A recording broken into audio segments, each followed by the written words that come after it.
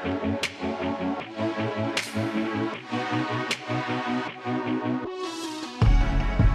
up, everybody? Welcome back to part 2 of the DFS OGs podcast right here on RotoGrinders, covering everything you need to know for the Sunday games coming off of Thanksgiving. So let me bring in my co-hosts, my OGs, my buddies, Derek, Notorious, David Kaplan, aka Head Chopper. Boys, how we doing? Ready to talk some football here for the Sunday main slate? Chop, what's going on, bro?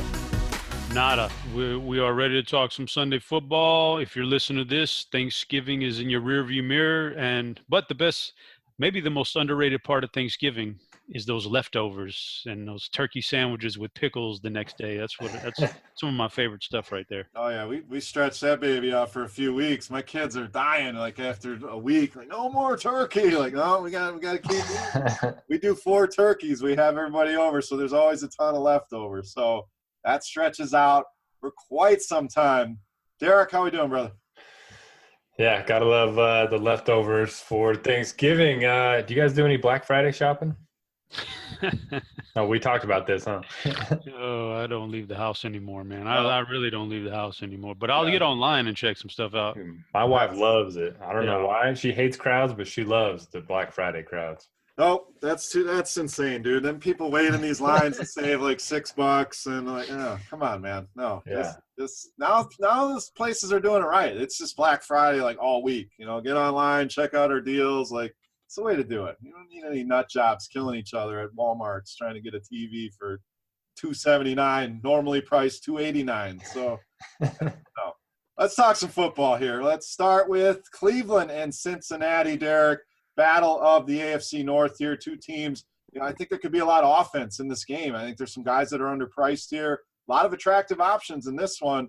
Lead us off here. What do you got? Yeah, as far as the Browns go, I think it's probably going to set up well for Nick Chubb. He's looked really good, ever since they traded away Carlos Hyde. So I think I'll go back to that well. They're not going to hesitate giving him 20-plus carries in a favorable matchup against, Bengals team that hasn't been able to stop the run all year. It does set up well for Baker Mayfield in the passing game as well, but I think I would rather just lean toward the running game. If I was going to take somebody, I'd probably go to Njoku. He's only 3,800. The Bengals 31st in fantasy points allowed to tight ends this season. I just keep playing Jarvis Landry, and it hasn't worked out very often this season. So probably not going to go back to that well eventually. Got to just cut my losses. Then for the Bengals, yeah, it's going to be interesting to see, AJ Green, if he's active. He was kind of trending toward, playing last week. So keep an eye on that one. If he's out, maybe this is finally the game where Tyler Boyd gets going a little bit. He hasn't been bad in the 2 games without Green, but just hasn't had the target volume that we've been looking for. So maybe this is the game Boyd gets going. And, yeah, that's better. I think you can play Mixon. He's certainly viable. But, I don't know. Those are the guys I'm looking at. Yeah, we'll see if AJ Green comes back. Warmed up for that last game. Knew he wasn't going to play, but just the fact that they even tested him out is intriguing. But Tyler Boyd down to $6K. I like that one, but I really like the running backs here. Chop, Nick Chubb, Joe Mixon, 2 of my favorite plays on the slate. They both feel a little bit too cheap. Agree or disagree there? And then the thought on the rest of Cleveland and Cincinnati. Yeah, they do feel cheap. I agree with that, and they're definitely all playable. And I was a little bit surprised. I mean, it's weird because we get caught up in the DFS and we don't really look at the real life stuff going on here, outside of your favorite team. But Cincinnati's actually 5-5, and they are. I think if the playoffs started this week, they would be in the playoffs. But they seem so bad. Like their defense is so bad. They seem bad, but they're actually a playoff contending team. So it's pretty weird stuff right there. But that I kind of think that leads this to being a really good offensive game here, really sneaky. You mentioned the running backs. Joe Mixon is I think Joe Mixon's great. I think if Green's out, Tyler Boyd will play well. He'll step up. Andy Dalton's been fine this year. Mayfield, solid. The running backs. Jarvis Landry's probably due to have a decent game, but then again, it's kind of who he is. He's always gotten lots of targets, never really gotten downfield very much, never made those targets count a lot except for an isolated game or two. So I'm not sure that that's the guy. I might be in tournaments. I might be more interested in a Callaway coming back off the bye week, maybe a little bit healthier now, and he can get downfield. So I think it's a good offensive game, though. The Hugh Jackson Bowl. And There you go. How is that going to factor in? Some people say, well, he knows the That's a good point, man. Like, yeah, but I don't think that's going to help Cincinnati at all, just because he knows what's going on. The guy doesn't know what's going on. Yeah, he didn't know. I think maybe advantage Cleveland just because they got rid of Hugh Jackson and put him on Cincinnati. So that should be interesting as well. I'm sure we'll get about 10 shots of Hugh Jackson on the sidelines in that one. So let's move on to our next game, Seattle and Carolina, guys. This should be a fun one in the NFC. Carolina, tough loss in Detroit. Seattle, they're still in the mix here, but a tough road draw here against Cam Newton and the Panthers. So, Chop, a lot of interesting options here just watching it as a football fan. What do you think for DFS and on DraftKings? Any must plays here in this game for you? I don't see must plays. I'll start off on Seattle and say that I just haven't been a huge fan of what they've done this year, fantasy-wise, offensively. So I don't think that they can run. They've been really good with running the ball, but I don't think they're going to run the ball too much into the heart of this defense and get away with it. And I just don't think they're passing enough to make it worth my while. I'll probably pass on the Seattle side of things. It's a really low total anyway for them, team total of only about 22 right now. I can pass over there. Carolina at home, a must-win game coming off that blown 2-point call here against Detroit. I think they've got to win this game. And I think they're going to smoke Seattle here. So I think we could play McCaffrey. Cam is, like I've said before, a good front runner. So I think they win. I think he has a good game. I'm going to pass on DJ Moore this week after that big week last week. And, it's tough to find a target with him. I usually just prefer to pair him with McCaffrey, and that's it. Funchess not really doing it much this year. Olsen doesn't have a ton of upside. So Newton and McCaffrey are my guys here. Our old naked Cam. We talk about it all the time. I agree on DJ Moore. I think a lot of people are going to run back to that. It was great last week. Great option, paid off. But coming off that big game, I'm in agreement there. So, Derek, thoughts? Seattle and Carolina. Yeah, make it 3 for 3 on the DJ Moore fade. He's a guy that does a lot with a little in terms of target volume. But when he's going to be chalky, you don't mind fading him in tournaments because he's going to be volatile. Some weeks he'll pop off and score those long touchdowns, and other weeks he won't. After his big game against the Ravens, then everyone had him against the Bucks, and he put up a dud. And he put up another dud against the Steelers. So, those volatile players, you want to play them when they're low-owned and fade them when they're high-owned. Cam Newton just continues to get it done each and every week. It seems like he goes 3 quarters without doing much, and then all of a sudden you look up and he's got 25 fantasy points again. So, certainly don't mind him at home. This isn't the best game environment, I would say. The total feels a little bit high, honestly, at 47. So, I don't know. Maybe look to Cam and McCaffrey. Certainly don't hate them, but probably not going to be core plays for me. In Seattle, they want to run the ball. We saw Chris Carson pick up right where he left off, 83 yards and a touchdown, but he only has 2 targets in the last 4 games. So on a site like DraftKings with the PPR scoring, you don't really want to target those kind of running backs that are so touchdown dependent. And Wilson just isn't throwing the ball enough for me. So pretty much a fade on the Seattle side. Yeah, I don't have much on Seattle either. And Cam, what's the rules? Don't watch the game. Just look at the 25 fantasy points at the end of the game. But the spread seemed kind of low here, so a little fishy. Carolina only 3-point favorites at home. That's basically Vegas telling you these two teams are even, and we're going to give Carolina the 3 points for being at home. So something seems off on that line and not a game I'm overly excited about. And speaking of not overly excited about, Derek, your Jags, boy, I don't know how the hell they lost that game. Give up 14 points right at the end of Pittsburgh, but now they go on the road to Buffalo. Very low total in this game. This should not take long unless you guys are seeing something I'm not seeing. I don't have much here for Jacksonville and Buffalo. Yeah, I mean, that was the best 3 quarters of the season as a Jags fan. And then the 4th quarter was just pretty much what the rest of the season has been like. They played good defense and they were running the ball. Fournette had 28 carries. Their offense pretty much moving forward is just going to be pound the rock to Fournette. So 6,700 for a guy that may see 25 touches against the Bills. Sign me up for that.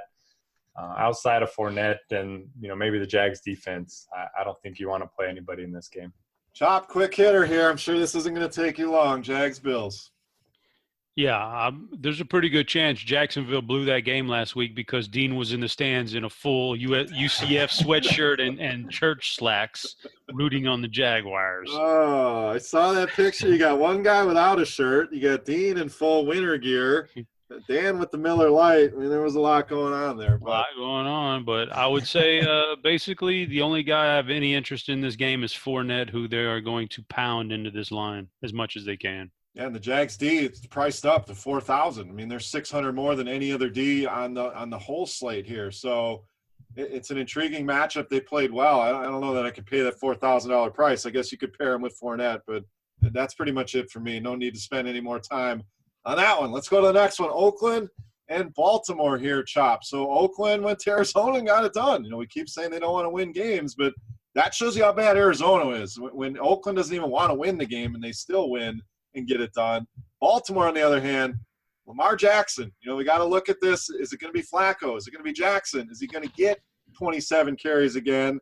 And then Gus Edwards was a big story here that's kind of going overlooked. You know, kind of seized control of that backfield. So parse through all this, Chop. There's a lot to get to, especially on the Baltimore side. Thoughts here, Ravens and Raiders? Well, the first quick thought is I can fade everything Oakland has. I can just fade it. I'm not worried about Oakland's side of it.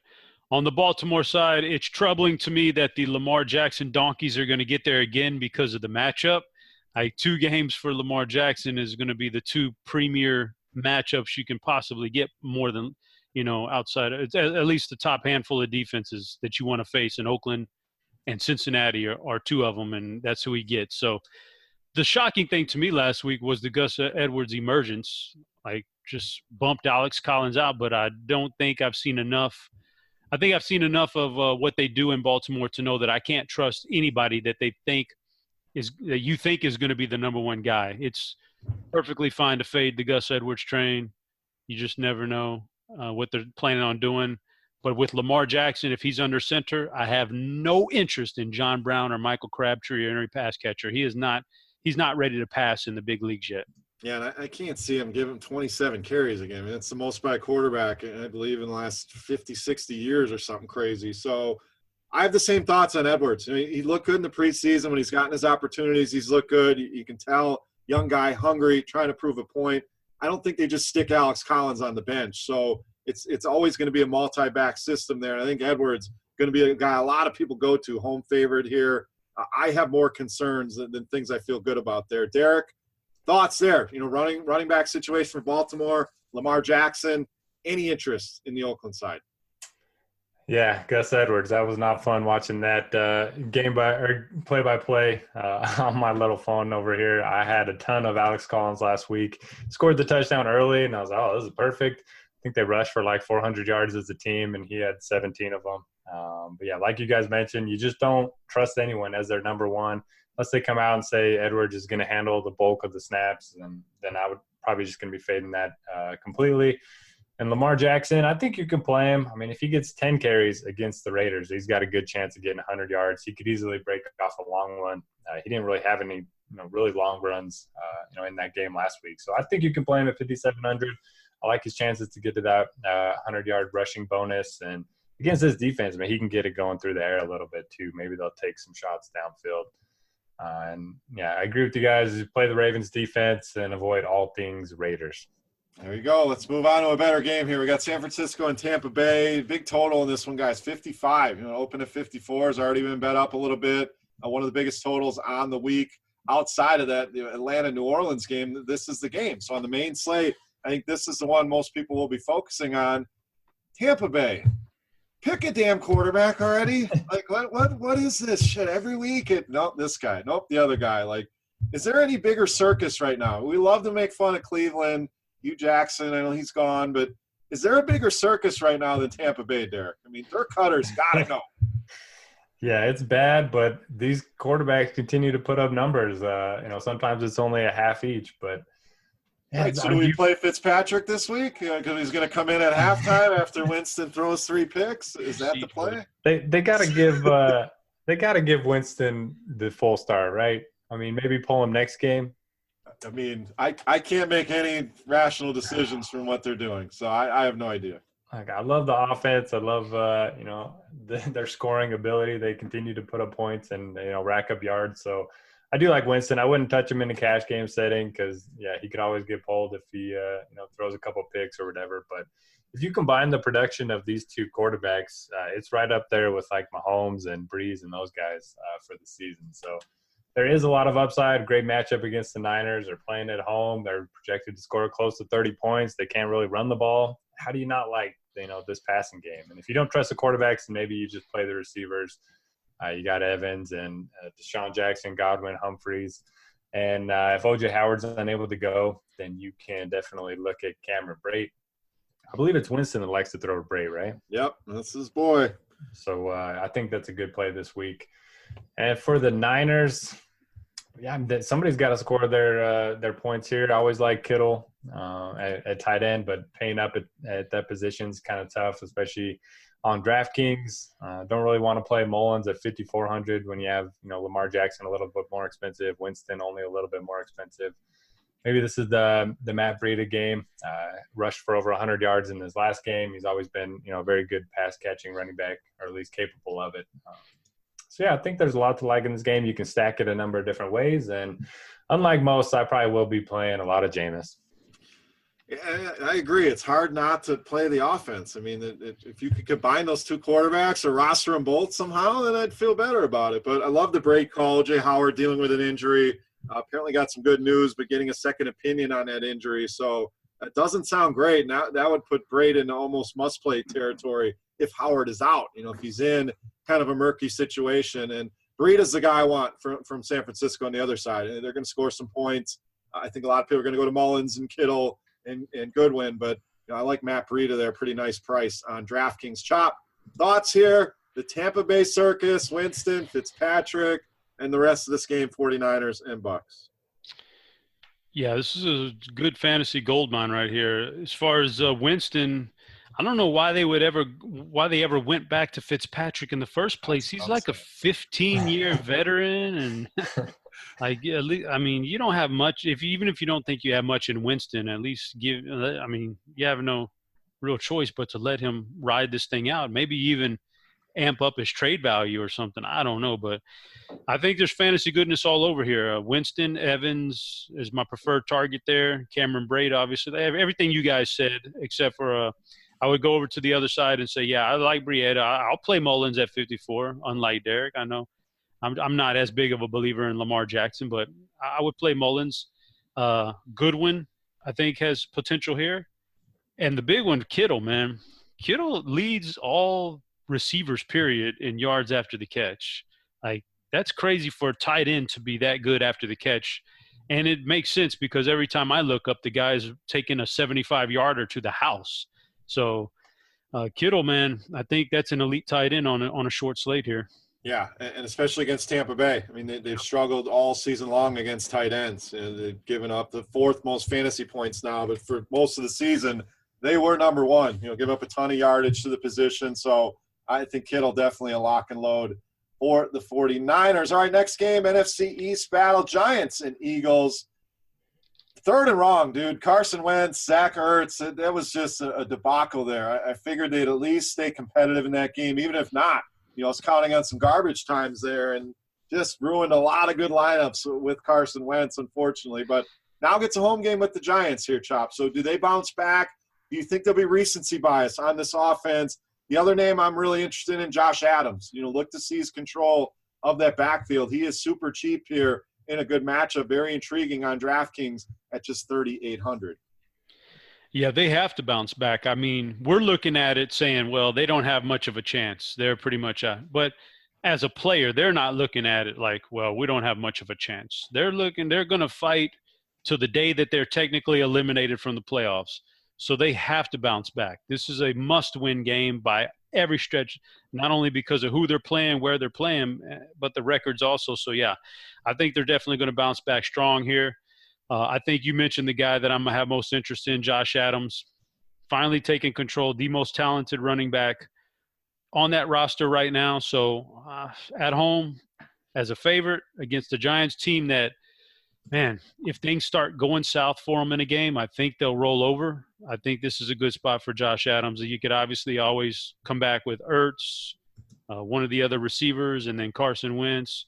But I think Josh Adams is my preferred play here. And on the flip side, man, about the only thing I would even entertain is Saquon Barkley, because he can get out of the backfield and catch passes. But there's no way Eli is going to pick apart this defense. Eli's just not good. I think they'll have pressure on him. I think it'll limit his ability to get it to Odell and Sterling. So Saquon's about the only thing I can even think about on the Giants side. I'm a little more optimistic about Odell. I mean, that secondary is beat up, man. They're just missing pieces. I mean, the point of the pass rush is valid, but Eli could throw a little duck out there, and Odell can take it to the house. So I'm always interested in Odell. In Saquon, you got to pay a pretty penny for him. But again, Derek, your thoughts here on those guys? Josh Adams, and then do we go back to Carson Wentz? Do we go back to Zach Ertz? Do you think those guys bounce back here in this game? Yeah, even though I don't want to trust Eli, give me all the Odell in this one. The Eagles just signing guys off the street to come in and play cornerback. I think he should absolutely smash in this one. And it's a game where they're going to be trailing, so maybe we can pencil him in for 10 to 12 targets. We only saw 4 last week. Made the most of them for sure, 74 yards and a touchdown. They also gave him a rushing attempt. They've been doing that a little bit more the last few weeks. So I love Odell. And Saquon obviously deserves to be the number 1 running back in the main slate. It's hard for him to have a bad game because he's going to get a ton of carries and then a ton of targets as well. So I like those 2. And then you can bring it back. I like the Josh Adams call quite a bit. His snap count continues to rise. 3,800 is a really good price point. This is a game where they should be playing from ahead. So got to like the game script. Not too interested in the receivers just because Golden Tate, they're still trying to work him in. Alshon, maybe he'll get Janoris Jenkins. Is Jenkins still healthy? Not sure. Sounds good. Not sure. We'll find out here, though. Maybe it's a Ertz bounce back game. But I really like the Giants guys here. I think you can game stack it. Take the 2 Giants, play Adams and Ertz, and be off to the races. Looks like Jenkins is fine, but that's not a guy I'm worried about. So I'm pretty much in agreement. The big names here, Josh Adams for value, and I will go back to Wentz and Ertz against this team. All right, next game for us, Derek, New England and New York, the Jets at home. New England, I think everybody's going to write them off, off that loss to Tennessee, but coming off a bye week, we know this team's going to come out and do well and probably smash in this spot. Is this a spot where we get New England probably low owned, probably ignored here? And then where's your interest level in them? And then any interest in the Jets side of things? Yeah, I definitely expect the Patriots to bounce back in a big way, especially coming off of the bye. Sounds like Gronk's going to be, healthy enough to be in the lineup. So I expect their offense to play pretty well. I just don't know where I want to go. It could be a run heavy game plan with Sonny Michel. We could see James White getting a lot of work catching the ball out of the backfield, but he's 7,400. I have a hard time, paying that much for a guy that doesn't see more than 40 to 50% of the snaps. And the receivers, I want to play Josh Gordon. Had a ton of targets, 12 targets, and I believe he's led all receivers in air yards over the last 3 or 4 weeks. So I do think he has some GPP winning type of upside. But outside of Gordon, I just don't really want to trust anyone on the Patriots offense. And then for the Jets, kind of the same thing. I don't know who to play here. And maybe this is Elijah McGuire type of game where they're going to be trailing and he can get some pass game involvement. But for the most part, I don't have much interest in the Jets. Yeah, it's kind of where I'm at. I'm expecting New England, like I said, to bounce back and play well. But who do we target? Who's the primary focus? Love that price on Sony Michel. I think I'll take a look at him. But Tom Brady, Chop, that's a hard button to push these days. Yeah, no dice. I can't do it. I'm in agreement. Maybe a little Sony Michel. I'll pass on the James White. The price tag is such, like he's priced as if Michel was still out, and that price tag's got to drop a lot for me to get back on James White now with Michel healthy. Gordon and Edelman, I'm fine with either one of those guys. And, yeah, I'm out on Gronk and all those guys. And the Jets, for me, that's just a fade. I don't really see too many avenues to them scoring a ton of points in this game, not with New England coming off of a bye week. So I'll pass on that offense. All right, let's move on to the afternoon games. We'll start out with Arizona and the Chargers. Chargers, obviously, big favorites here against Arizona, so sets up as a potentially good script for Melvin Gordon. But, Chop, do you worry about that? If the game gets out of hand, maybe it's an Austin Eckler game. Thoughts here? Chargers, big favorites against the Cardinals. Yeah, it worries me a lot. Arizona showed their true colors and how bad they are by losing at home to Oakland. That's unacceptable if we're being honest about it. So, yeah, this could be a major blow, especially with LA losing the way they did last week. They're going to be very, very angry, and they won't let a slip up like that happen again. This could be a thrashing, but I would love me some Melvin Gordon if I think it's going to stay close enough through three quarters that he's not going to get pulled in the fourth, which that's fine. Melvin Gordon. Keenan Allen would be, if I had a preferred target in the passing game, Keenan Allen, because so much in the slot that maybe he doesn't draw the Peterson coverage. But he's, for this kind of a game, there's not a lot of easy sales here on the LA Chargers offense. But Arizona, this is a tough spot. I'm not going to go David Johnson. And I don't think I can mess around with those pass catchers. This LA defense is a little bit better than the Oakland defense, and they barely got there against Oakland. So I don't think they go on the road and get there against LA. Yeah, I could see people just kind of justifying David Johnson. Well, he did well as big underdogs in Kansas City. Well, that's a Kansas City defense that's very bad against running backs, where the Chargers not so much. So Derek, hit on Arizona. Any interest in David Johnson? The price is up, coming off some decent games, and then the Chargers, do we load up on them or do we worry about the blowout here? Yeah, is it time to finally write Ricky Seals-Jones off for the rest of the year? I hope so. Gosh, man, this guy just keeps I just keep going back to him, and it's not working out. He keeps running all those routes, though, guys. And air yards. Air yards. Come on, Josh, ADHD. Get us some real air yards. We need the Ricky Seals-Jones air yards with the asterisk by it. These asterisk, these air yards don't mean shit. Every air yard is not created equally. Yeah, I agree with you guys. Not a lot to like for Arizona. Don't really want to pay that premium for David Johnson. I'm a huge fan of his, and he's been very good with Byron Leftwich as offensive coordinator. But this is a game where I just see them getting down. But anytime I expect the Chargers to just come out and put the beat down on somebody, they somehow get down like 2 touchdowns, and then it's just the Rivers show for 3 straight quarters. So I hope that doesn't happen here, because I don't really want to play Rivers in the passing game. I agree with Chop that Keenan Allen's probably the guy you want to target from the receivers, because he's going to probably avoid Patrick Peterson for most of the day. And, yeah, I think it's a Melvin Gordon game. You certainly look at him. But he's probably going to be the only exposure that I have to the Chargers, which is a little scary given how bad Arizona's been. All right, next game for us, we got Miami and Indianapolis. The Colts playing very well, Derek. Just continue to get it done, continue putting points on the board. I think T.Y. Hilton going to be a very popular option coming off of last week in the big game. So let's start with that. What do you do with T.Y. Hilton in this matchup? And then Miami, can we trust anything? Ryan Tannehill apparently coming back this week, but it's an offense I'm struggling to find anything of interest here in this game against the Colts. Yeah, my first, second, third, and fourth and wrong. We're all on the Titans, not being able to score anything against the Colts last week. Way too much Deion Lewis and Corey Davis. But this is still a defense that has been shredded in like 3 of the last 4 games. It's indoors, so maybe we can have some interest in Miami. The problem is, who do you go to? Tannehill is going to start, so maybe that's a slight bump to the receivers, but I don't really know if I want to mess around with that, especially in this big slate. Maybe if you're playing the afternoon slate, you could take a shot on some of these cheap receivers. But, yeah, it's just tough. It's tough. For the Colts, I think it could be a good Marlon Mack game. He continues to see big workload, and he's pretty involved in the passing game as well. Going to get all the goal line work. So I think it's a good spot for him at 5,500. T.Y. Hilton always in play indoors at home. We talk about that a lot here on the pod. He finally broke out with that big game last week. And Jack Doyle, eventually he's going to have that big week. Maybe this is it. Chop, thoughts here, Dolphins and Colts. Colts, I'm a big T.Y. fan. I've always been a big T.Y. fan in fantasy, but that one somehow slid under my radar last week. I did not catch a big T.Y. game coming, and I paid for it by not having enough of him. So that's unfortunate. This is a fine matchup. We could roll back to T.Y.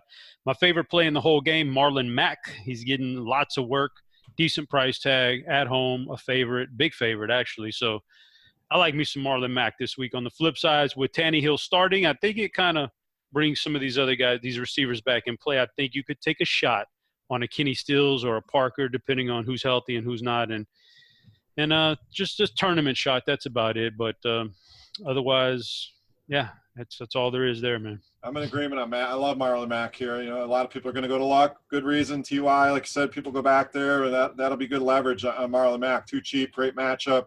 Getting the touches. The offense has been productive. The offensive line playing well. So he's one of my favorite running backs on the slate in that mid-range. All right, let's wrap up the main slate here, Chop. Pittsburgh and Denver. Steelers obviously went into Jacksonville. Sorry, Derek, and got the job done.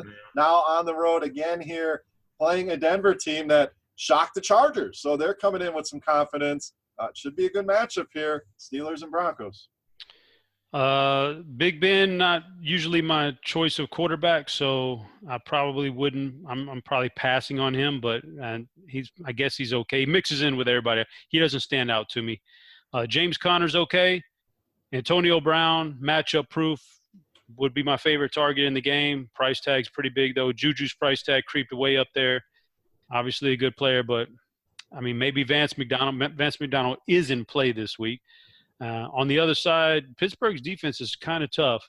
I don't know how much I could trust Case Keenum, either one of these two running backs. It's just a really tough spot to trust Denver in here, even though they're at home. They're coming off a big emotional win. There's got to be a little bit of a letdown here. I just don't have a lot of interest. In that Denver offense. Yeah, I mean, Philip Lindsay's been great, but he's doing it on limited touches. I mean, that's the worry. I mean, he's had some big games, but it's not like he's getting 20 carries, especially with Royce Freeman back. So as much as I want to go back to that, 5,600 looks like a good price. I'd much rather play a Marlon Mack. And James Conner, I think that's an interesting bounce back here. 7,800 against this team feels a bit too cheap. So, Derek, thoughts here? Wrap us up on the main slate, Steelers and Broncos. Yeah, James Conner bounce back week. We're getting him at a pretty nice discount here. Dropped a touchdown last week, or would have been a touchdown last week against the Jaguars. I think a lot of people will be off of him. I love the spot for him. Before the last two games, we were just pounding him in at, we were smashing Conner like we talked about early in the season at 9K, and now he's only 7,800. Pretty good matchup against the Broncos. So I'll be going to James Conner. Don't mind Antonio Brown, but I'd rather pay $100 more for Odell. So naturally, not going to have a ton of exposure to him. I think you guys made some good points on Philip Lindsay. He's just relying on extreme efficiency, given his snap count and his touch share right now. 5,600. Just go to Marlon Mack at a similar price point. Maybe this is the Cortland Sutton game. I keep playing him, keep being a little bit disappointed, but they're going to be trailing. They're playing at home, so maybe this is the game that he gets going a little bit. All right, let's move on to Sunday Night Football, Green Bay and Minnesota. We don't have the showdown pricing, but we'll analyze the game and pretend that we do. So let's just talk about guys we like here, Derek. Green Bay, obviously struggling on the road. I think this is a very tough spot. Aaron Rodgers has generally not played well in Minnesota. So for me, this is more of a spot to load up on the Vikings, Diggs, Thielen, Cook. I like all these guys here. So your thoughts, Packers and Vikings. Yeah, I'm hoping that this flies under the radar. Dalvin Cook played 88% of the snaps last week, which was a lot more than I was expecting. We were kind of expecting 50-50 with him and Latavius. So if that continues this week, he should smash at home against the Packers. Should be pretty decently priced, I would guess, after, kind of a poor game against the Bears. So I love Dalvin Cook here. Probably going to be my captain in that showdown slate. And don't mind going to – some of these secondary receivers, maybe it's a bounce back spot for Valdez Scantling. I know Adams can win in any matchup, but he'll probably be matched up against Xavier Rhodes. Adam Thielen's kind of been quiet the last couple of weeks. Maybe he bounces back in a big way. The Steph Diggs play finally paid off for us. We've been talking about him all year, and he's had two of his best games of the season in his last two outings. So lots to like here. Just going to have to wait and see what the pricing looks like. I do think this is a spot where you can maybe play Minnesota's defense in that showdown slate. Our patience has paid off on Diggs, Chop. We've been waiting. It only took 10 weeks, but like Derek said, been finally playing well. So I'm definitely willing to go back to that well. But again, it's all Minnesota for me.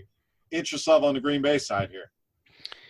I mean, this is all – I can't give anything definitive until we see the pricing because this is a showdown slate. It's going to be all based on pricing. These two teams are – like both of these quarterbacks – solid. Like Derek just said about Cook, both running backs, solid.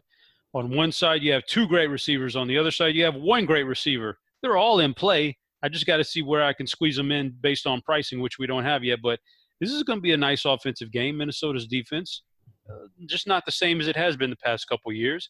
Chicago moved the ball very well on them, and Green Bay's a lot better than Chicago offensively with Aaron Rodgers there. So, well, okay, let me preface. Aaron Rodgers is a lot better than Trubisky.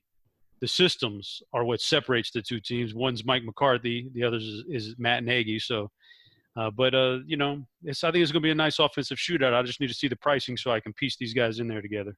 All right, let's finish up here. Monday Night Football, Tennessee and Houston. The big story here, obviously, Marcus Mariota. We'll see if he plays or not, so we don't really have a line, but one total I saw was 41. So, Chop, we go from a 63 to a 41.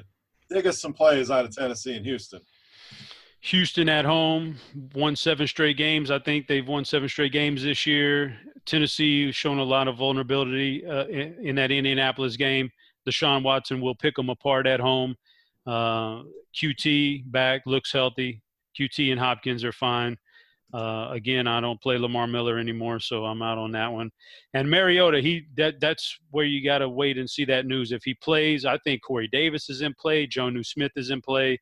Deion Lewis is in play. If Mariota doesn't play, this offense is in trouble, man. And I think you could get away on a showdown slate with taking one guy from that offense and having your other 5 players be from Houston. Yeah, I'm in agreement with that. Let's not forget Tennessee gives up a lot of big plays. So QT comes to mind. Maybe Demaryius Thomas bounces back after a bad game. But it's all Houston for me in this one. Derek, wrap us up here, Houston and Tennessee.